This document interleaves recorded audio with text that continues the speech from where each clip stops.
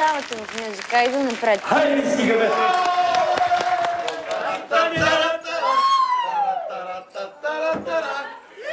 Честито, вие продължавате да участвате в Music Idol.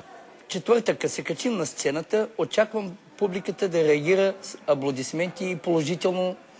Когато съм в сцената, значи очаквам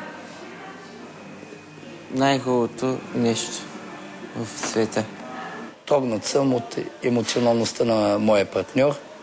Марин малко ще ми изпречи с текста. Абе, чакай бе, откакто сме тук, ти изобщо не си се спрял тук в стаята да репетираш с мен. Ти си долу на компютъра, се разкарваш. Чакай малко, ако обичаш. Да, обичаме, но прекъсваш, един момент. искаш. Заедно репетирахме ли тук тази зара? Само тая песен репетирахме. Ето само тая батальона. Запомних всяка дума, като се изпълнява и си го запаметявам на мозъка. Защото има запитайки, трябва да се спираш, трябва да знаеш къде е извивката и т.н.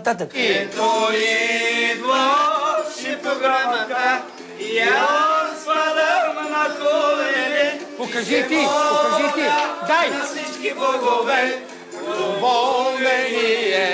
Така. Песента е много популярна. Изисква много артистизъм. Това трябва да има много динамика тук.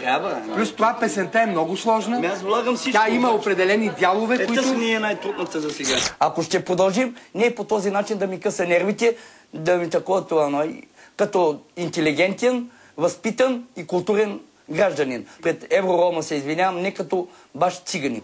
Защо не? Искам, както на мен ми каза тъс сутрин, иначе ще пердаша. Кого ще пердашаш? Теб ще пердаша пред камера. Верно, каратист съм, да. Пред камера ти заявявам. Да, аз съм каратист.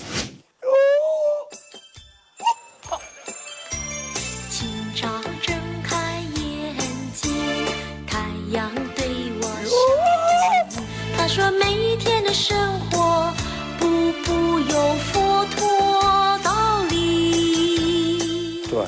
Ето, не баш точно. Безхичи хора, какво се занимавам? С такъв партньор не бих се чувствал звезда.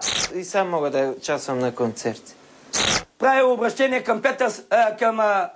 към президента Първанов. Моля да бъде сменен партньора ми и от стаята, и в дуета. Иначе аз отказвам дуета, събирам си багажа и заминавам, отказвам си напълно от Music Idol.